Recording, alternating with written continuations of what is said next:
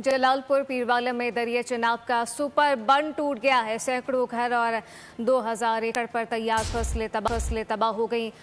उमरपुर, इनायतपुर समेत दीगर इलाके ज़ेर-आब आ गए हैं। शहर में सैलाबी पानी दाखिल होने के खदशात हैं। नवाही इलाका फिर से सैलाब की जद में है। जलालपुर पीरवाला में दरिया चनाब का सुपर बंद टूट गया। सैकड़ों घर और हज़ारों एकड़ पर तैयार फसलें तबाह हो गई हैं। उमरपुर, इनायतपुर समेत दीगर इलाके ज़ेर-आब आ गए। शहर में सैलाबी पानी दाखिल होने के खदशात जाहिर किए गए हैं। जलालपुर की ये सूरत हाल है जहाँ पे दरिया चनाब का सुपर बंद टूट गया है। सैकड़ों घर और हज़ारों एकड़ पर तैयार फसलें तबाह हो चुकी हैं। उमरपुर, इनायतपुर समेत दीगर इलाके ज़ेर-आब आ गए। शहर में सैलाबी पानी दाखिल होने के खदशात जाहिर किए गए हैं और ये जो बिखरी हुई सूरत हाल है ये वाज़ेह तौर पर फुटेज में भी देखा जा सकता है। जलालपुर के मनाजिर हैं जहाँ पे दरिया चनाब का सुपर बंद टूट गया है।